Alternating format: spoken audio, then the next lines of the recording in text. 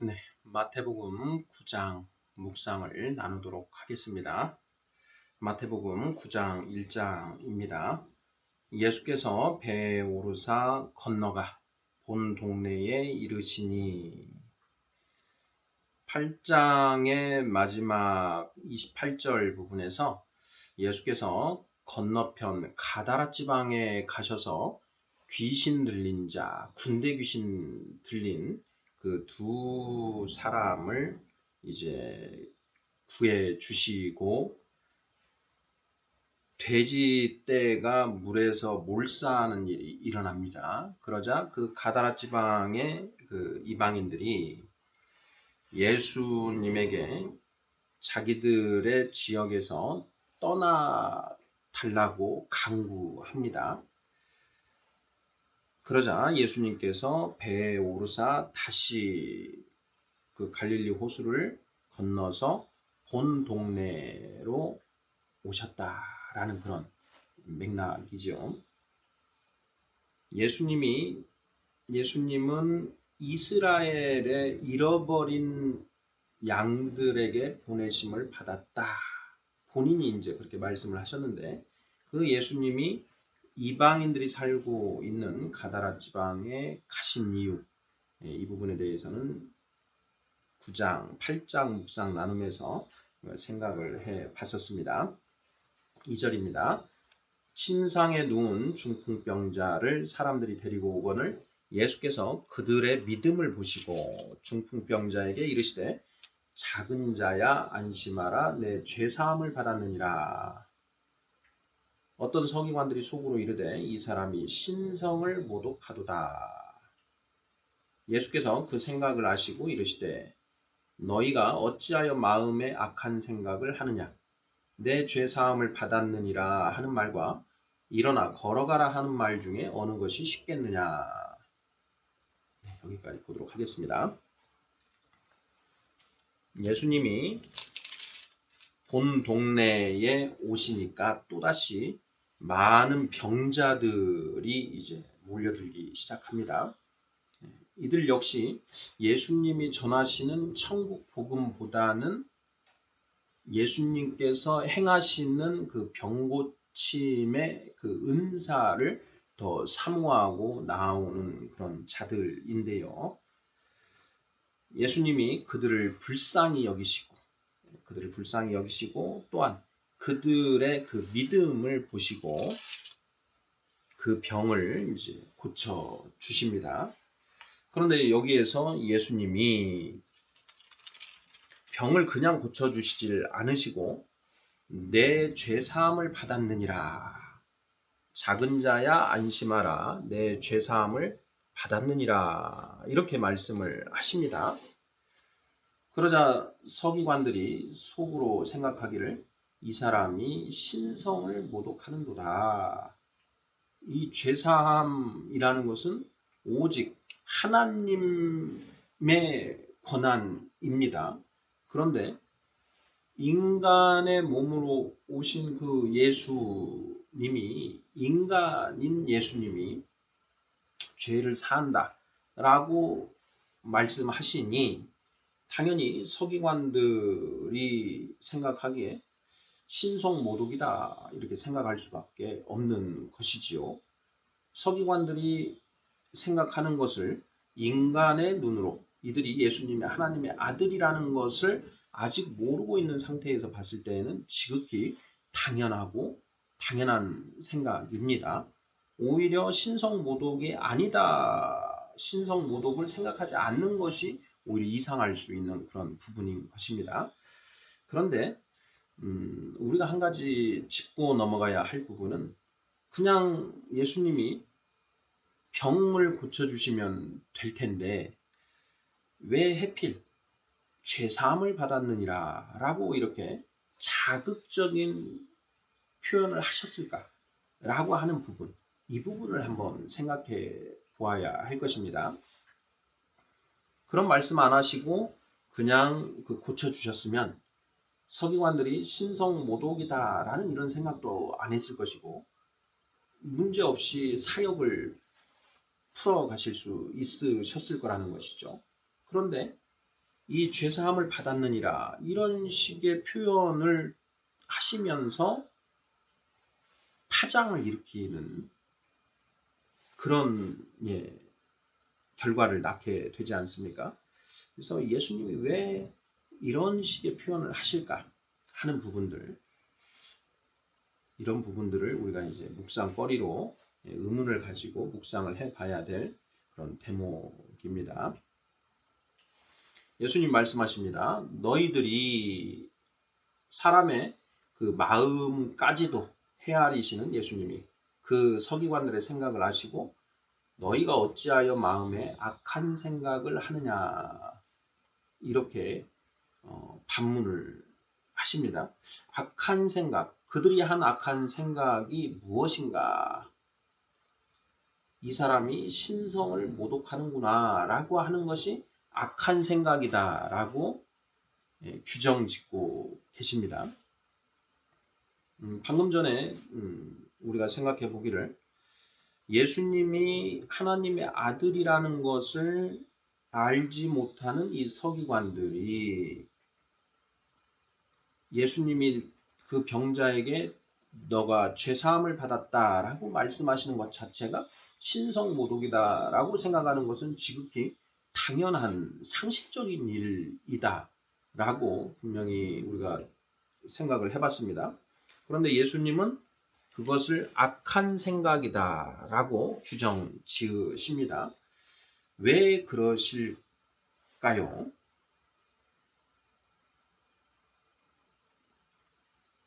예수님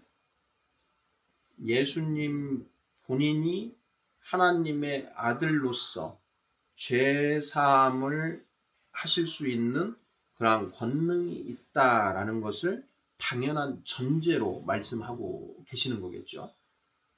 그러니 내가 그 권한이 있는 자로서 죄사함을 한 것인데 너희가 신성모독이라고 규정 짓는 것, 그것 자체가 악한 것이다. 어찌 보면 너희가 내가 하나님의 아들이라는 것을 알아보지 못하는 너희 자체가 지금 악한 것이다 라고 지금 규정하고 계시는 것이다. 이렇게 볼 수가 있는 것 같습니다. 저도 더 묵상을 해볼 텐데요. 일단 거기까지 생각이 됩니다. 그래서 예수님이 하나님의 아들이심을 알아보지 못하는 것, 예수님이 그리스도이심을 알아보지 못하는 것, 그것 자체가 죄악이다. 이렇게 볼 수 있는 것 아닌가 싶습니다. 자, 예수님이 너의 죄사함을 네가 죄사함을 받았느니라 하는 것과 일어나 걸으라 하고 말하는 것 중에 어느 것이 더 쉽겠느냐 이렇게 말씀을 하시면서 6절 그러나 인자가 세상에서 죄를 사하는 권능이 있는 줄을 너희로 알게 하려 하노라 하시고 중풍병자에게 말씀하시되 일어나 내 침상을 가지고 집으로 가라 하시니 그가 일어나 집으로 돌아가거늘 무리가 보고 두려워하며 이런 권능을 사람에게 주신 하나님께 영광을 돌리니라 되어 있습니다.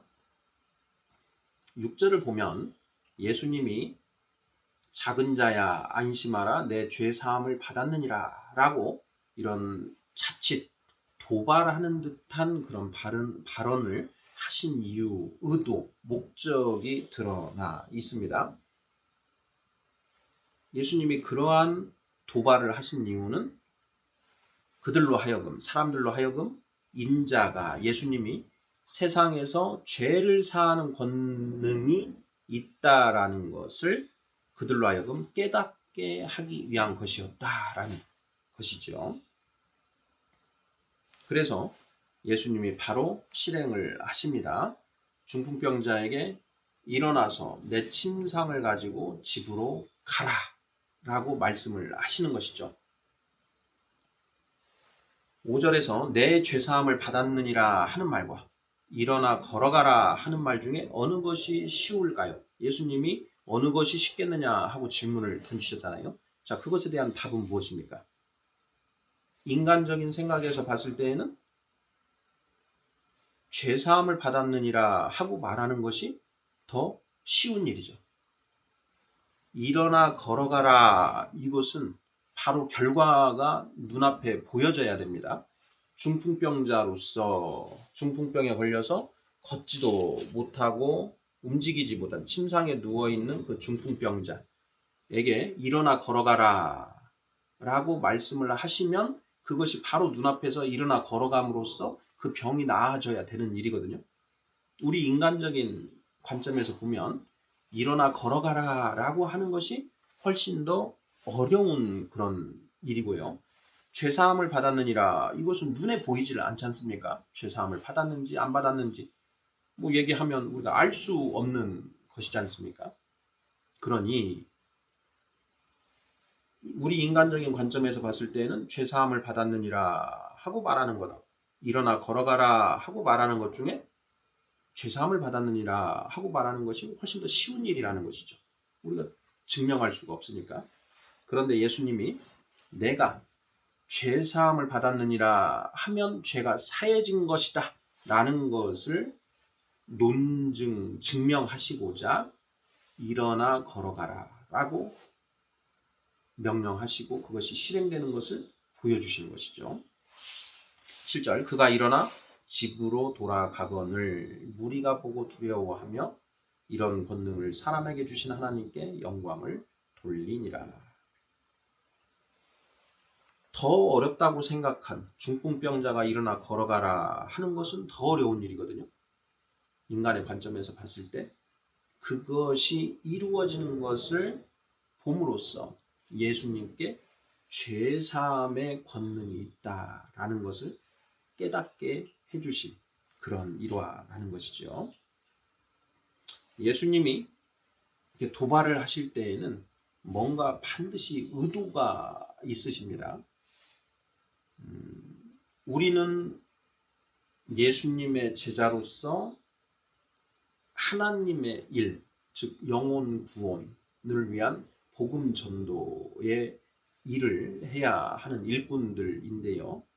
예수님이 이렇게 도발을 하셨듯이 우리의 사역 중에도 어떤 도발들이 필요하지 않은가라는 그런 생각을 해봅니다. 그냥 좋은 게 좋은 것이다 라고 하는 그런 상태에서는 어떠한 일도 일어나지 않습니다. 그래서 예수님이 이렇게 깨닫게 하시는 그 복음 전하시는 그런 그 기법 부분도 우리가 좀 깊이 묵상해야 되지 않을까 싶습니다. 9절, 예수께서 그곳을 떠나 지나가시다가 마테라 하는 사람이 세관에 앉아 있는 것을 보시고 이르시되 나를 따르라 하시니 일어나 따르니라. 네, 예수님이 제자들을 부르시는데요. 공통점은 나를 따르라 하면 이들이 만사 제쳐두고 따른다라는 것입니다. 예수님이 베드로와 그 제자들을 부르시는 대목도 보면 예수님이 부르시면 그 제자들이 그물을 버려두고 따라 나옵니다. 4장 18절을 보시지요. 갈릴리 해변에 다니시다가 두 형제 곧 베드로라 하는 시몬과 그의 형제 안드레가 바다에 그물 던지는 것을 보시니 그들은 어부라. 말씀하시되 나를 따라오라 내가 너희를 사람을 낚는 어부가 되게 하리라 하시니 그들이 곧 그물을 버려두고 예수를 따르니라. 21절, 거기서 더 가시다가 다른 두 형제 곧 세베대의 아들 야고보와 그의 형제 요한이 그의 아버지 세베대와 함께 배에서 그물 깁는 것을 보시고 부르시니 그들이 곧 배와 아버지를 버려두고 예수를 따르니라. 예수님이 부르시면 그것을 거역하지 못하고 응하게 되는데요. 이게 불가항력적인 그런 부르심이다. 이렇게 신학적으로 표현하고 있습니다. 그래서 예수님이 마태를 부르자 마태도 일어나 따르게 되는 그런 역사가 일어납니다. 우리들도 예수님의 부르심을 받았습니다. 그 예수님의 부르심에 우리는 지금 순종으로 나아가고 있는지 아니면 머뭇거리고 있는지 그 부분을 잘 우리도 되돌아보아야 할 것 같습니다. 10절 예수께서 마태의 집에서 앉아 음식을 잡수실 때에 많은 세리와 죄인들이 와서 예수와 그의 제자들과 함께 앉았더니 바리새인들이 보고 그의 제자들에게 이르되 어찌하여 너희 선생은 세리와 죄인들과 함께 잡수시느냐. 예수께서 들으시고 이르시되 건강한 자에게는 의사가 쓸데없고 병든 자에게라야 쓸데있느니라.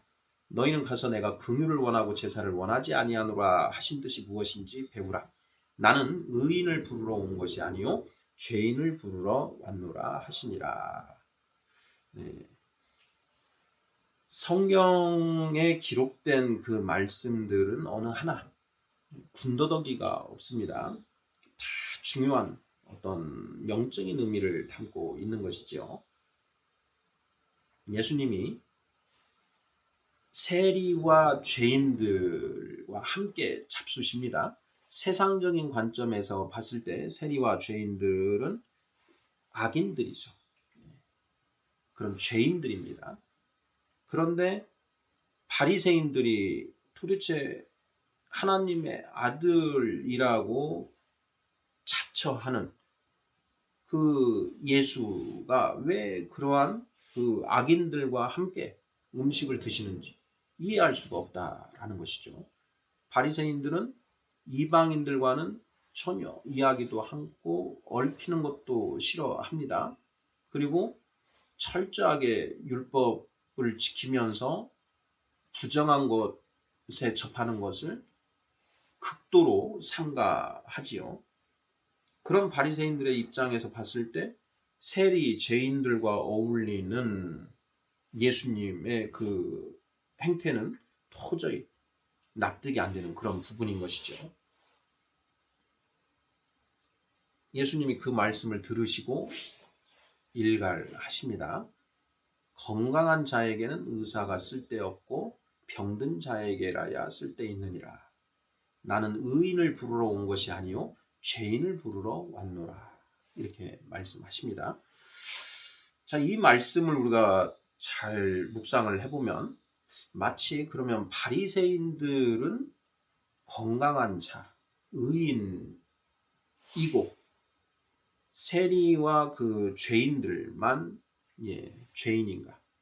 세리와 창녀들 가까이 하셨고 그들이 많이 따랐죠. 그러면 세리와 창녀들은 죄인이고 그러면 바리새인과 서기관들 이런 자들은 의인이라는 말씀이신가? 바리새인과 서기관들이 의인이 아니면 분명하지요. 예수님이 그리스도임을 알아보지 못하는 그들은 분명 죄인입니다. 예수님이 그리스도임을 알아보고 따르는 그 세리와 죄인들이 오히려 바리새인 서기관들보다 더 나은 상태이라고 볼 수 있습니다. 그런데 예수님이 건강한 자에게는 의사가 쓸데없고 병든 자에게라야 쓸데가 있느니라. 나는 의인을 부르러 온 것이 아니요 죄인을 부르러 왔노라. 이렇게 말씀을 하십니다. 사실 우리가 상식적으로 생각을 해보더라도 예수님이 오셨으면 그리스도가 오셔서 죄인들은 지옥으로 의인들은 천국으로 그렇게 인도를 하시는 게 당연한 겁니다. 의인들은 내버려두고 죄인들을 오히려 천국에 들이신다? 이거는 하나님의 공의에 맞지 않는 일이죠. 그런데 예수님은 지금 오히려 그러한 관점과 완전히 상반되는 그런 말씀을 하시는 겁니다. 이것도 역시 도발이라고 할 수 있습니다. 상식에 반하는 그런 말씀이신 것이죠. 자, 이 말씀을 우리는 어떻게 묵상해야 하는가? 사실 바리새인과 서기관들이나 창녀나 세리들 모두 다 죄인이죠. 이 세상에 성령 받지 못한 자들은 모두 다 똑같습니다. 죄인입니다. 도토리 키재기, 돛진 개찐, 다 죄인이죠. 아담과 하와의 자손된 우리들은 모두 영이 죽은 상태로 태어납니다. 영락없는 타락한 죄인인 것이지요. 그러니 하나님 입장에서, 예수님 입장에서 볼 때에는 다 죄인인 겁니다. 다 죄인. 그런데 지금 예수님이 건강한 자, 병든 자, 의인과 죄인이라는 표현을 쓰십니다. 도대체 무슨 뜻일까? 저의 묵상은 차칭 의인, 차칭 죄인, 차칭 건강한 자, 차칭 병든 자라는 그런 의미로 읽혀집니다. 무슨 뜻인고? 어떤 우리가 내 병은 내가 잘 압니다 하고 이렇게 말씀하는 그런 분들이 있습니다. 내 병은 내가 잘 알아. 이러면서 병원에 가서 병의 진단을 받아도 그 의사의 말을 듣지 않고 자기 고집대로 이제 행하는 그런 사람들이 종종 있습니다. 건강한 자에게는 의사가 쓸데없고 병든 자에게라야 쓸데있다. 다 병든 자인데, 똑같이 병든 자인데 한 사람은 그 의사를 신뢰하고 한 사람은 의사를 불신합니다. 그러면 그 의사는, 그 불신하는 자에게는 그 의사는 쓸데가 없는 것이죠. 그 의사를 신뢰하는 자에게만 그 의사가 쓸데가 있는 것입니다. 그러니까 자칭, 내 몸은 내가 잘 알아. 나는 괜찮아. 이렇게 자칭 건강하다 하는 사람들은 에게는 의사가 필요 없는 것입니다. 똑같습니다. 자칭 의인이라고 하는 자들에게는 예수님이 불필요하죠. 스스로 내가 죄인이라고 생각하는 사람들, 스스로 자신이 죄인됨을 깨닫는 자들은 구원이 필요하다라는 것입니다. 제가 저희 주변에 변호사들에게 이 복음을 전해보면은 그 복음 전하는 게 너무너무 어렵습니다. 이분들은 스스로 열심히 노력해서 이 세상에서 어느 정도의 성취를 이루어낸 사람들이고, 또 자기가 뭔가 성취를 이루어내지 못하면 다른 사람 탓으로 돌리는 것이 아니라 자기의 노력이 부족했다라고 생각하면서 오히려 분발하는 그런 모습을 보입니다. 그리고 법률가로서 기본적으로 도덕, 윤리, 법규를 또 잘 지킵니다. 그분들 입장에서는 스스로 의인, 자칭 의인인 거지요. 그러다 보니 이분들에게 복음을 전해도 정말 받아들여지지가 않습니다. 나 스스로도 충분히 도덕적으로, 윤리적으로 열심히 살아가고 있는데 내가 왜 무슨 문제가 있어서 구원을 받아야 되느냐 하는 그런 생각이 강하게 뿌리박혀 있는 것이죠. 반면에 제가 이제 형사사건들, 살인을 저지르신 분들이나 사기, 기타 다른 범죄로 인해서 지금 구치소에 수감되어 있는, 그래서 변호사의 도움이 필요한 이런 분들에게 복음을 전해보면 오히려 이분들은 그 복음을 더 상대적으로 봤을 때 더 쉽게 받아들입니다. 이들은 세상의 기준으로 봤을 때에 본인들이 죄인인 것이죠. 저희 동료 변호사들은 세상의 기준으로 봤을 때에 의인인 것입니다. 스스로의 기준에 비춰 봤을 때에도 의인이고요. 건강한 자인 겁니다. 그래서 이분들은 복음이 잘 전해지지가 않습니다. 바로 그런 의미에서 예수님이 건강한 자에게는 의사가 쓸데없고 병든 자에게야 쓸데있느니라. 나는 의인을 부르러 온 것이 아니요 죄인을 부르러 왔노라. 스스로 자신이 죄인임을 아는 자들, 그들을 부르러 온 것이다. 스스로 자기가 의인이라고 생각하는 사람들에게는 내가 필요치 않다라는 그런 의미에서 이런 말씀을 하신 것 아닌가, 저는 그렇게 묵상이 되고요. 예수님이 구약 성경 말씀에 내가 긍휼을 원하고 제사를 원하지 아니하노라 하신 뜻이 무엇인지 배우라 라고 바리새인을 책망하신 대목이요. 하나님의 이 가르침은 크게 하나님 사랑과 사람 사랑이라고 하는 이 두 부분으로 이루어져 있습니다. 하나님 사랑으로 시작해서 사람 사랑으로 나아가게 되어 있습니다. 바리새인들은 구약 율법의 그 가르침 중에서 돌판 2개, 첫 번째 돌판에는 하나님 사랑과 관련된 1조부터 4조까지의 그 계명이 들어 있고요. 다른 두 번째 돌판에는 5조부터 10조까지 6개의 사람 사랑에 관한 계명들이 들어 있습니다. 그런데 이 바리새인들은 그 우여곡절 끝에 하나님 사랑의 계명들은 이제 어느 정도 지킬 수 있게 되었습니다. 그런데 사람 사랑의 계명으로는 온전히 나아가지 못하고 있지요. 마태복음 23장에서 예수님이 23장 23절 화 있을진저 외식하는 서기관들과 바리새인들이여 너희가 박하와 회양과 근체의 11조는 들이되 율법에 덧충한 바 정의와 긍휼과 믿음은 버렸도다. 이렇게 바리새인과 서기관들을 규정짓고 계시는데요. 율법에 분명 이웃사랑, 사람 사랑에 관한 그런 규정들이 있습니다. 그들이 그것을 형식적으로는 지킵니다.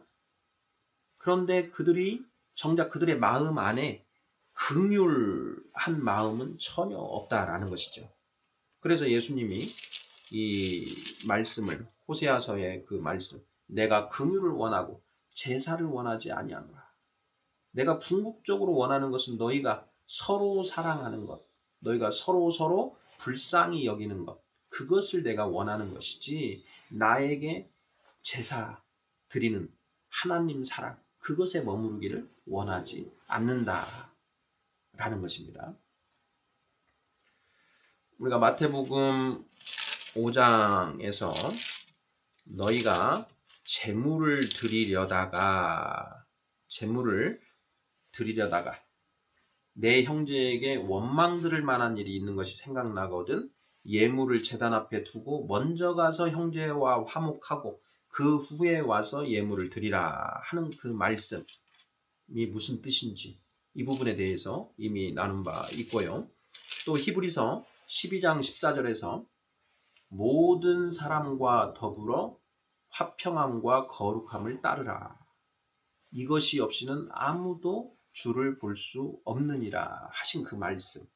그리고 에베소서 2장에서 이 둘이 한 몸으로 하나님과 화평하게 하려 하심이라 라고 하신 그 대목들을 가지고 하나님이 정말 원하시는 것이 어떤 것인지를 우리가 따져보았습니다. 우리가 나 혼자 하나님과 화목하려 하는 것, 이것은 반쪽짜리 신앙에 불과하다. 내가 내 주변에 있는 그런 지체들과 화목하게 한 마음 한 뜻으로 하나님 앞에 나아갔을 때 하나님과 진정한 화목이 이루어진다라는 것입니다. 그래서 우리 성도님들 중에 우리 교회의 다른 지체들은 거들떠보지도 않은 채 나 하나만 잘해서 하나님과 온전한 관계를 맺으면 된다라고 생각하시는 분들은 지금 성경 말씀을 잘 제대로 이해하지 못하고 계시는 것입니다. 내가 부부싸움을 하고 자식들과 티격태격 옥신각신한 다음 주일날 하나님께 나아가서 아무리 하나님께 경배를 올려도 하나님이 그 예배를 좋게 받아주시질 않는다라는 것입니다. 너는 내가 너의 모든 지체들과 화목하고 거룩함을 따르라라고 했는데 그것은 하지 않고 나하고만 잘 지내려고 하느냐? 나는 너의 그 제사를 받아줄 수가 없다. 너의 예물을 받아줄 수 없다. 라고 말씀하신다라는 것입니다. 모든 사람과 더불어 화평함과 거룩함을 따르라. 이것이 없이는 아무도 주를 볼 수 없느니라. 히브리서 12장 14절 말씀입니다. 우리는 하나님 사랑으로 시작해서 사람 사랑으로 나아가고 그 사람 사랑이 온전하게 되었을 때 진정 하나님과 화목함을 이룰 수 있다라는 것이요. 명심하셔야 됩니다. 지금 예수님께서 바리새인들에게 나는 긍휼을 원하고 제사를 원하지 아니하노라고 말씀하신 그것이 무슨 뜻인지 그것부터 너희 배우고 와라. 너는 하나님과 화목하고자 하지만 너희가 너희 주변에 이스라엘의 그 형제들과 그들을 긍휼히 여기지 않고 그들과 화목하지 못하는 한 하나님과의 진정한 화평은 절대 이루어지지 않는다라는 것이죠. 그래서 예수님이 제자들에게 내가 너희에게 새 계명을 주노니 너희는 서로 사랑하라 라고 하는 그 계명을 말씀하시는 것입니다. 히브리서 6장 1절에는 그리스도의 도의 초보에 하나님께 대한 신앙을 말씀하고 있습니다. 하나님께 대한 신앙, 하나님께 대한 믿음, 이 부분은 도의 초보에 해당한다는 것입니다. 그러면 완전한 것으로 나아가라 라고 말씀을 하시는데 완전한 것은 무엇이겠습니까? 당연히 사람 사랑이죠. 내 이웃을 내 몸과 같이 사랑하라. 말씀하신 그 예수님, 너희는 서로 사랑하라 하는 부분. 이것이 완전한 대를 의미하는 것입니다. 완전한 대로 나아가라. 도의 초보를 버리고 그 털을 다시 닦지 말고 완전한 대로 나아가라. 하나님께서 허락하시면 너희가 할 수 있으리라. 히브리서 6장 1절부터 3절 말씀입니다. 지금 예수님이 마태복음 9장 13절 상반절에서 그 말씀을 하고 계시는 것입니다. 너희는 세리와 창녀들을 전혀 긍휼하게 여기지 않는다. 오히려 너희는 하나님, 저는 저들과 달리 11조를 드리고 금식하고 이렇게 기도하게 하여 주시니 감사합니다 하고 기도하고 있다. 너희는 하나님과 진정 화목할 수 없다. 천국에 들어갈 수 없다. 라고 질타하고 계시는 말씀이신 거죠. 14절 그때 요한의 제자들이 예수께 나와 이르되 우리와 바리새인들은 금식하는데 어찌하여 당신의 제자들은 금식하지 아니하나이까. 예수께서 그들에게 이르시되 혼인집 손님들이 신랑과 함께 있을 동안에 슬퍼할 수 있느냐. 그러나 신랑을 빼앗길 날이 이르리니 그때에는 금식할 것이니라. 네, 비유로 또 가르침을 펴셨습니다. 이 14, 15절 이 말씀 오랫동안 묵상을 했는데 성령님께서 그 뜻이 무엇인지 가르쳐 주셨습니다. 신랑을 빼앗길 날이 이르리니 그때에는 금식할 것이다. 지금은 신랑과 함께 있으니 금식할 이유가 없다라는 것입니다. 자, 우리 성도님들 금식하실 때가 있으시죠? 언제 금식해야 하는지에 대한 예수님의 가르침이십니다. 신랑과 함께 있을 때에는 금식할 필요가 없다. 그런데 신랑을 빼앗긴 날, 신랑을 빼앗겼을 때에는 금식하라 라는 것입니다. 신랑이 누구십니까? 예수 그리스도이시지요. 예수 그리스도가 누구십니까? 네, 성경에 주, 예수, 그리스도 이 단어가 나오면 하나님의 말씀으로 바꾸어 읽으면 그 뜻이 명확해집니다. 하나님의 말씀이 내 안에 있을 때에는 금식할 필요가 없다. 하지만 하나님의 말씀이 내 안에 없을 때, 그 말씀을 사단이 뺏어가 버렸을 때, 그때 금식하라 라는 말씀이시라는 거죠. 우리가 늘 깨어 있어야 되는데요. 깨어 있다라는 것은 말씀이 내 안에서 살아서 역사하고 있을 때가 깨어 있을 때입니다. 그런데 우리가 이 세상살이, 세상의 염려, 재물에 대한 근심으로 인해서 우리 안에서 말씀이 잠자고 있을 때가 있습니다. 바로 그때 우리가 금식함으로써 육체적인 금식을 통해서 영을 깨우는 거죠. 우리 안에 잠자고 있는 그 말씀을 깨우는 것입니다. 제자들과 8장 23절에서 배에 오르심에 제자들이 따랐더니 바다에 큰 놀이 일어나 배가 물결에 덮이게 되었으되 예수께서는 주무시는지라. 말씀이신 예수님이 우리 안에서 주무실 때 우리에게 고난이 닥쳐옵니다. 말씀이 살아있을 때에는 그 고난 자체가 오더라도 우리가 이미 피하고 있기 때문에 고난이 우리를 덮칠 수가 없습니다. 그런데 말씀이 우리 안에서 잠자고 있으면 우리의 육체의 소욕이 일하게 되고 고난에 휩쓸리게 되는 것이죠. 우리가 야고보서에서 너희가 시험에 드는 것은 너희 욕심의 그 미혹에 빠져서 그렇게 되는 것이다. 14절입니다. 야고보서 1장 14절. 오직 각 사람이 시험을 받는 것은 자기 욕심에 끌려 미혹됨이니 이렇게 되어 있습니다. 13절에 사람이 시험을 받을 때 내가 하나님께 시험을 받는다 하지 말지니 하나님은 악에게 시험을 받지도 아니하시고 친히 아무도 시험하지 아니하시느니라.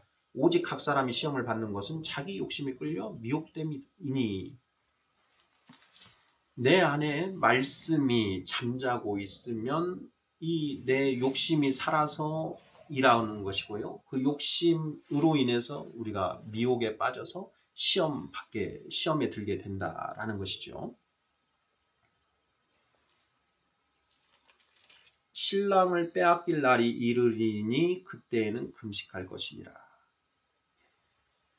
사탄이 우리 안에 그 말씀을 빼앗아 가면 우리가 고난을 당하고 그 고난 속에서 내가 말씀을 등한시했구나.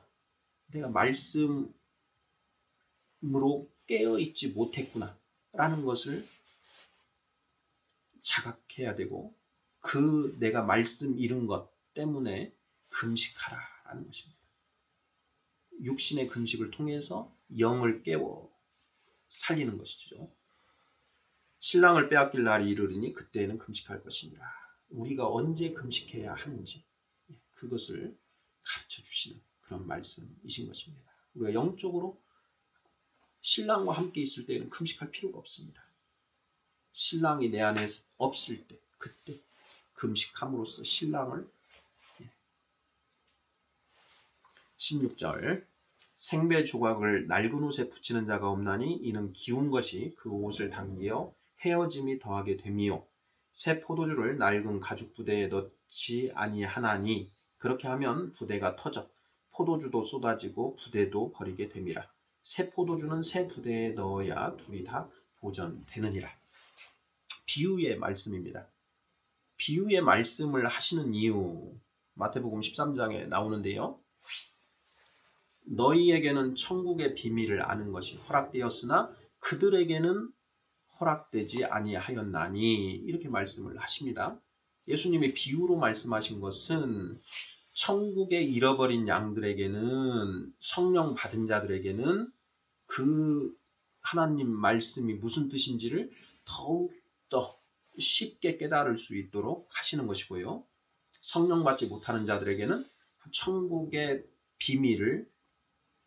비밀이 비밀되게 하시기 위해서입니다. 천국은 침노하는 자의 것이다 라는 말씀도 예수님이 하시는데요.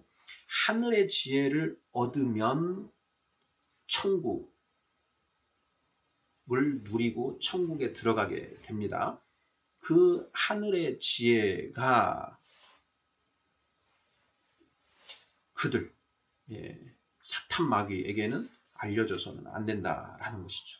그래서 예수님이 비유로 말씀하신 것입니다. 그럼 이 비유에는 반드시 영적인 의미가 숨어져 있습니다. 생배 조각을 낡은 조각에 붙이는 자가 없다. 지극히 타당한 상식입니다. 새 포도주를 낡은 가죽 부대에 넣는 자가 없다. 또 상식입니다. 넣으면 나중에 포도주가 발효가 돼서 부풀게 되면 가스가 발생하게 되고 그 가스로 인해서 낡은 가죽 부대가 부풀어 오르는데 낡은 가죽 부대는 이 탄성이 없기 때문에 터져버린다는 것이죠. 그러면 기껏 새 포도주 열심히 담가놓은 포도주 모두 다 망치게 된다는 거죠. 그것뿐만 아니라 가죽 부대까지 망치게 된다는 거죠. 헌 옷이 낡아서 헤어졌습니다. 거기를 새 헝겊을 대놓으면 이 옷 전체적으로 낡아져 있기 때문에 그 옷의 구색이 맞지 않을 뿐만 아니라 나아가서 이 쌩쌩한 그 새 헝겊으로 인해서 다른 부분, 기워낸 그 부분들에 해서 옷 전체가 망가지게 된다는 것이죠. 그래서 이 생배 조각은 새 옷에 붙여야 된다는 거죠. 상식인 거죠. 그런데 그것이 이 말씀이 가지는 영적인 의미가 무엇일까? 이 부분을 놓치면 아무 의미가 없는 겁니다. 이 말씀이 도대체 무슨 뜻으로 하신 것일까? 그것을 우리가 의문을 가지고 들어가야만 우리 안에 계신 성령님이 그 의미를 가르쳐 주신다라는 것입니다. 그것이 바로 성령을 두드린다라는 것이죠. 너희는 구하라, 찾으라, 두드리라. 성령 받지 못한 자들아, 성령을 구하라. 그리하면 성령을 주실 것이다. 그러면 내 안에 들어온 성령님을 찾으라. 그러면 너희가 찾을 수 있을 것이다. 성령님을 찾았으면 이제는 두드려라. 질문을 던지라는 것입니다. 성령님은 하나님의 말씀을 조명해 주시는 분이십니다. 하나님의 말씀이 무슨 뜻인지 우리에게 가르쳐 주시는 분인데 두드렸을 때 우리가 과외 선생님 아무리 유능한 과외 선생님을 붙여놓아도 그 아이가 스스로 공부하면서 의문사항을 물어보지 않으면 절대 실력은 향상되지 않습니다. 우리에게 아주 최고의 그 과외 선생님이 우리 안에 들어와 계십니다. 바로 성령님이시죠. 진리의 영이신 성령님, 지혜와 계시의 영이신 그 성령님이 우리 안에 들어와 계시는데 우리가 그 성령님에게 질문을 하지 않으면 아무런 우리에게 발전이 없다라는 것입니다. 바로 질문하는 것, 그것이 바로 두드리라라는 그 말씀의 의미라는 것도 우리가 이미 살펴본 바 있습니다. 자, 생배 조각은 무엇이고 새 포도주는 무엇인가? 생배 조각과 새 포도주는 같은 맥락입니다. 그리고 낡은 옷과 낡은 가죽 부대가 또 같은 맥락입니다. 과연 이 말씀의 영적인 의미가 무엇일까? 저의 묵상은 이렇습니다. 구원에 이르는 지혜 제2장 세상의 누룩을 내버리라 라는 그 말씀 범주에 포함된다라는 것입니다. 우리는 낡은 옷이고 낡은 가죽 부대에 해당합니다. 세상에 악하고 악한 가르침 그리고 세상에 오래된 낡은 가르침 그 가르침으로 우리는 꽉 차 있습니다. 그런데 그런 세상의 거짓 가르침이 아닌 하늘의 참 진리를 우리는 접하게 됩니다. 그 참 진리가 바로 복음이지요. 성경에 기록된 하나님의 말씀, 그것이 바로 하늘의 누룩인데요. 하늘의 누룩을 받아들이기 위해서는 우리 안에 있는 이 세상의 누룩, 거짓 누룩을 모두 내버려야만 합니다. 굴러 들어온 돌이 박힌 돌을 빼낸다라는 우리 속담이 있지요. 우리 안에 세상의 거짓 지식과 거짓 지혜가 가득 차 있습니다. 그것을 빼내고 하늘의 참 지식과 참 지혜가 우리 안에 들어와야 되는 것이죠. 굴러 들어온 돌이 박힌 돌을 빼내야만 하는 것입니다. 바로 그 이야기입니다. 생배 조각, 새 포도주는 하늘의 가르침, 바로 성경 말씀인 거고요. 그 가르침을 기존의 세상의 이 거짓 가르침으로 꽉 쩔어 있는 여기에 그것을 넣어봐야 소용없다라는 것입니다.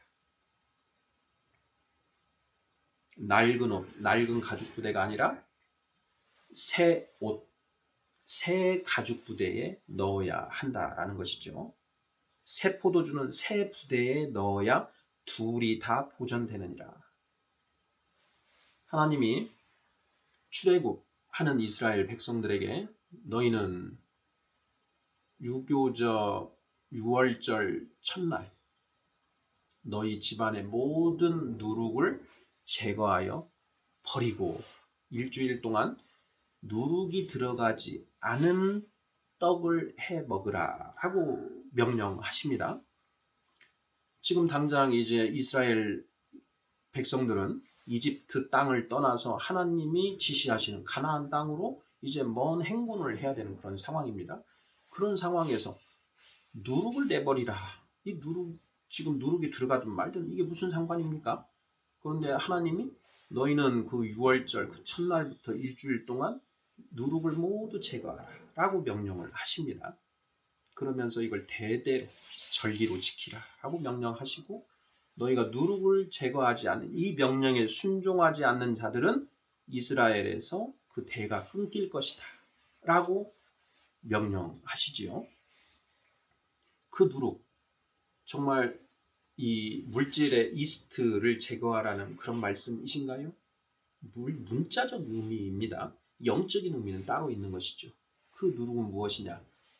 너희가 애굽 땅, 이 세상의 가르침이 탐치는 그 애굽 땅에서 430년 동안 종로로 타면서 그 세상의 누룩으로 너희가 지금 완전히 쩔어져 있다.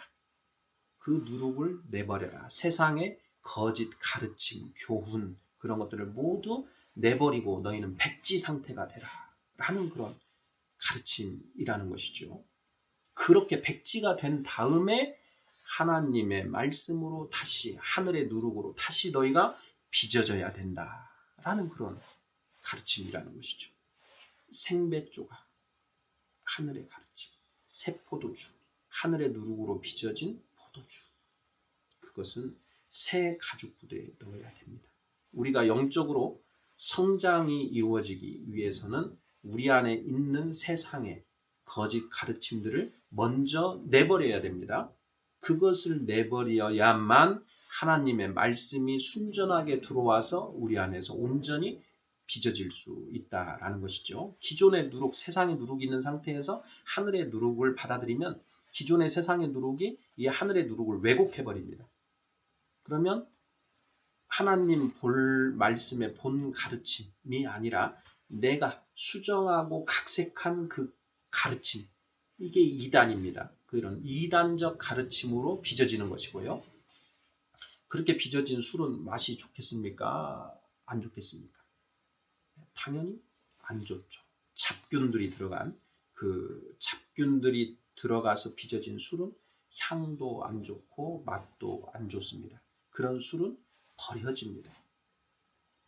그런 의미입니다. 16절. 생배 조각을 낡은 옷에 붙이는 자가 없다. 새 포도주를 낡은 가죽 부대에 넣지 않는다. 새 포도주는 새 부대에 넣어야 둘이 다 보존되느니라. 18절. 예수께서 이 말씀을 하실 때에 한 관리가 와서 절하며 이르되 내 딸이 방금 죽었사오나 오셔서 그 몸에 손을 얹어 주소서. 그러면 살아나겠나이다 하니 예수께서 일어나 따라가심에 제자들도 가더니. 예수께서 이 말씀 하실 때에 한 관리가 왔습니다. 관리입니다. 관리가 와서 절하며 이르되 내 딸이 방금 죽었사오니 오셔서 그 몸에 손을 얹어 주소서. 그러면 살아나겠나이다. 네. 우리가 물에 빠진 사람은 이제 지푸라기라도 잡는다라고 하지요. 지금 이 사람의 심정이 그런 심정인지 아니면 정말 예수님이 하나님의 아들이신 그리스도이신 그런 분이라는 것을 믿고 온 것인지 아직까지는 알 수가 없습니다. 어떤 마음으로 온 것인지 그건 한번 우리가 묵상은 해봐야 할 대목이지요. 20절입니다. 12해 동안이나 혈루증으로 앓는 여자가 예수의 뒤로 와서 그 겉옷가를 만지니 이는 제 마음에 그 겉옷만 만져도 구원을 받겠다 함이라. 예수께서 돌이켜 그를 보시며 이르시되 딸아 안심하라. 내 믿음이 너를 구원하였다 하시니 그 여자가 그 즉시 구원을 받으니라. 혈루병 앓는 여자가 그 병으로부터 구원을 받은 기사입니다. 12해 동안 혈루증으로 고생하던 그런 여자. 병행구절 마가복음 5장, 누가복음 8장 말씀을 통해서 이 여인의 처지가 어떤지 더 자세하게 우리가 알 수가 있습니다. 항상 병행구절을 확인하셔서 같이 묵상하시는 그런 습관을 가지시는 게 좋습니다. 여자가 예수의 뒤로 와서 예수님의 겉옷을 만졌다. 어떤 마음으로 만졌느냐? 그 겉옷만 만져도 이 병이 고쳐지겠다. 이런 믿음을 가지고 만졌다라는 것이죠. 그러자 예수님이 딸아 안심하라. 내 믿음이 너를 구원하였다. 여자가 그 즉시 구원을 받으니라. 자, 여기에서 구원. 무엇으로부터의 구원입니까? 혈루증이라고 하는 그 병에서 구원받은 것입니다. 이 여인이 구원받았다라는 거 하는데 이것이 정말 우리 영혼 생명의 구원을 의미하는 것인지 그것까지 의미하는 것인지 아닌지도 우리가 생각을 해봐야 됩니다. 영어 성경에는 힐링이라고 되어 있습니다. healed, 병이 고쳐졌다. made well, 좋게 되었다. 병이 고침, 병고침을 현재 받은 상태입니다. 이 여인이 예수님이 그리스도시라는 확신으로 온 것인지 아니면 정말 물에 빠진 사람 지푸라기라도 잡는 그런 심정으로 이 사람은 병 고치는 그런 능력이 있는 사람이다 라는 것을 믿고 온 것인지 저는 사실 병 고치는 것만 믿고 온 것 같습니다. 아직 이 여인이 예수님이 그리스도시라는 것까지 알고 왔는지 그것은 알 수가 없습니다. 알 수 없는 건 아닙니다. 뒤에 예수님이 16장인가요? 거기에서 사람들이 나를 누구라 하느냐 이렇게 했을 때 이렇게 와서 병고침 받은 자들이 고백하는 게 있죠.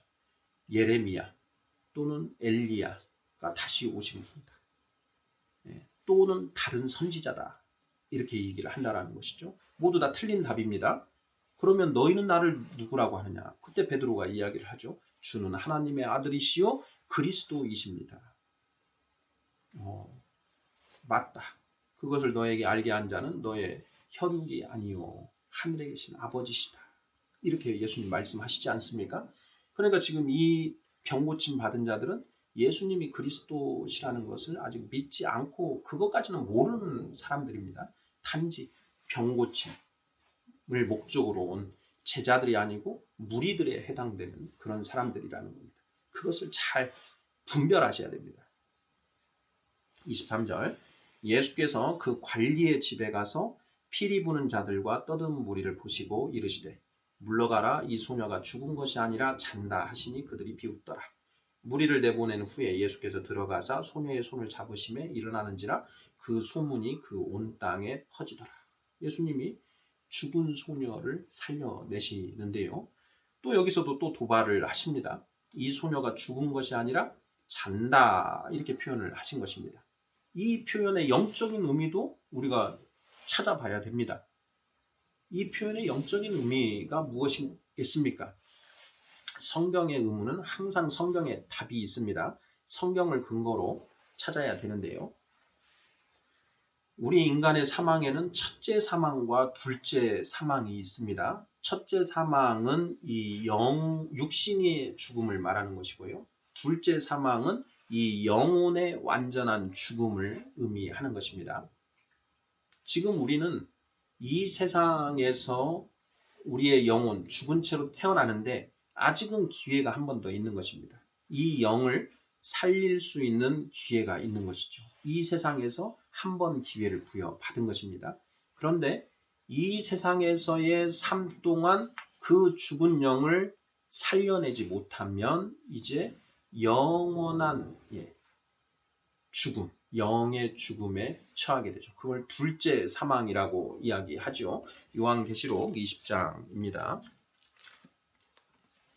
요한계시록 20장 13절부터 15절까지. 바다가 그 가운데에서 죽은 자들을 내주고 또 사망과 음부도 그 가운데에서 죽은 자들을 내주매 각 사람이 자기의 행위대로 심판을 받고 사망과 음부도 불못에 던져지니 이것은 둘째 사망 곧 불못이라. 누구든지 생명책에 기록되지 못한 자는 불못에 던져지더라. 바로 이 둘째 사망이 완전한 죽음이기에 지금 이 소녀는 죽은 것이 아니라 그 둘째 사망 심판 전에 자고 있는 것이다. 성경은 우리가 육신이 죽고 나면 잔다라고 표현을 합니다. 그런 의미에서 예수님이 하신 말씀이다라는 것을 우리가 같이 묵상을 해야 되고요. 27절. 예수께서 거기에서 떠나가실새 두 맹인이 따라오며 소리질러 이르되 다윗의 자손이여 우리를 불쌍히 여기소서 하더니 예수께서 집에 들어가심에 맹인들이 그에게 나아오거늘 예수께서 이르시되 내가 능히 이 일 할 줄을 믿느냐 대답하되 주여 그러하오이다 하니 이에 예수께서 그들의 눈을 만지시며 이르시되 너희 믿음대로 되라 하시니 그 눈들이 밝아진지라. 예수께서 엄히 경고하시되 삼가 아무에게도 알리지 말라 하셨으나 그들이 나가서 예수의 소문을 그 온 땅에 퍼뜨리니라. 자, 이들도 무리입니까? 제자입니까? 이들은 예수님이 그리스도라는 것을 믿고 있습니까? 아닙니까? 이들은 예수님께 순종합니까? 불순종합니까? 병 고침을 받은 뒤, 눈이 떠진 뒤에 그들의 행태를 보십시오. 예수님이 분명히 삼가 아무에게도 알리지 말라 하셨으나 그들이 나가서 예수의 소문을 그 온 땅에 퍼뜨리니라. 순종입니까? 불순종입니까? 불순종이죠. 예수님의 제자는 예수님의 말씀에 순종할까요? 불순종할까요? 당연히 순종하죠. 그러면 이들은 제자입니까? 무리입니까? 무리입니다. 우리는 말씀과 성령을 받아서 하나님의 그 구원의 은총을 지금 받은 상태입니다. 눈을 뜬 것하고 똑같습니다. 맹인들이. 그런데 우리가 그렇게 눈을 뜬 이후에 예수님의 말씀에 순종하고 있는가 불순종하고 있는가 잘 생각하셔야 됩니다. 순종으로 나아가는 존재들만 구원이 완성된다라는 것이죠. 32절. 그들이 나갈 때에 귀신 들려 말 못하는 사람을 예수께 데려오니 귀신이 쫓겨나고 말 못하는 사람이 말하거늘 무리가 놀랍게 여겨 이르되 이스라엘 가운데서 이런 일을 본 적이 없다 하되 바리새인들은 이르되 그가 귀신의 왕을 의지하여 귀신을 쫓아낸다 하더라. 34절. 바리새인들의 태도에 주목을 해야 됩니다. 예수님이 귀신을 쫓아내시고 병을 고치시고 말 못하는 자를 말하게 하시는 그 표적을 행하시는데, 자, 그 표적을 행하시면 그 표적을 보고 어떻게 생각해야 됩니까? 이분이 구약 성경이 예언하고 있는 바로 그분 그리스도이시구나 라고 생각해야 지당한데, 당연한데 바리새인들은 그렇게 그리스도이시다라는 걸 깨닫지 못하고 오히려 완전히 반대된 것처럼 반대로 바알세불, 귀신의 왕입니다. 바알세불의 힘을 빌어 귀신을 쫓아낸다. 바알세불의 힘을 빌어 귀신을 쫓아내는 자, 무당입니다. 무당. 예, 무당으로 본다는 것이죠. 이게 성경 말씀을 잘 알고 있다라고 하는, 구약 성경 말씀을 줄줄 외고 있다고 하는 바리새인들의 모습이라는 것입니다. 우리가 그렇지는 않은지 잘 되돌아봐야 되겠습니다. 35절. 예수께서 모든 도시와 마을에 두루 다니사 그들의 회당에서 가르치시며 천국 복음을 전파하시며 모든 병과 모든 약한 것을 고치시니라. 무리를 보시고 불쌍히 여기시니 이는 그들이 목자 없는 양과 같이 고생하며 기진함이라. 이에 제자들에게 이르시되 추수할 것은 많되 일꾼이 적으니 그러므로 추수하는 주인에게 청하여 추수할 일꾼들을 보내주소서 하라 하시니라. 자, 예수님이 이 땅에 오셔서 하신 일, 가르치시고, teaching, 전파하시고, 천국 복음을 전파하시고, preaching, 모든 병과 모든 약한 것을 고치시니라, 힐링, 이렇게 세 가지, 크게 세 가지를 하셨는데요. 그 중에 가장 중요한 것은 가르치시고 천국 복음을 전파하시는 것입니다. 병을 고치시고 약한 것을 고치신 것은 그 천국 복음을 전파하시기 위한 방편으로 하신 것이라는 것에 대한 이야기를 이미 나누었습니다. 36절에 무리를 보시고 불쌍히 여기시니, 병과 약한 것을 고쳐주신 이유, 불쌍해서, 정말 말 그대로 측은지심, 이건 측은지심입니다. 긍휼은 그 죄에서 허덕이고 있는 그 죄인들을 불쌍히 여기시고 구원해 주시려고 하시는 이 부분은 긍휼의 마음인 거고요. 지금 이들의 병을 고쳐주시는 것은 불쌍히 여기신 측은지심입니다. 측은지심. 하나님의 사랑은 측은지심이 아니고 긍휼에 기초한 것입니다. 긍휼과 측은지심이 어떻게 다른지도 좀 묵상을 해보실 필요가 있습니다. 우리 인간에게, 타락한 인간에게도 측은지심은 있습니다. 하지만 긍휼에 기초한 사랑은 없습니다. 성령 받아야만 그 긍휼에 기초한 하나님의 사랑이 우리 안에 비로소 그 씨가 들어오게 됩니다. 제자들에게 이르시되 추수할 것은 많되 일꾼이 적구나. 추수할 것은, 이 세상에 지금 강도 맞은 자들은 많다. 강도는 사탄입니다. 강도 맞은 자들이 많아서 그들을 구원을 해야 되는데 일꾼이 적다. 천국의 복음을 전해서 그들을 구원해야 되는데, 가죽옷이 벌거벗겨진 그 자들을 구원해야 되는데 일꾼이 적다. 그러니 너희가 하나님께 일꾼을 보내주소서 하라. 간구하라. 마태복음 10장 묵상을 나누었습니다. 예수님께서 병 고치심에 그런 여러 가지 은혜를 베푸시는데 그 병 고침 받은 자들이 어떤 사람들인지 우리가 깊이 묵상을 해야 되겠고요.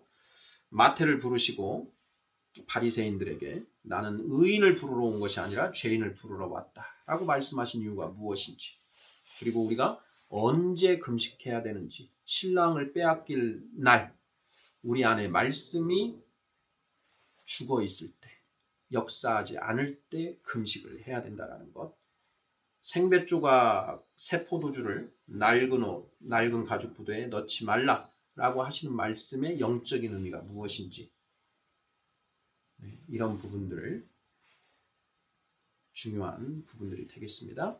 아멘.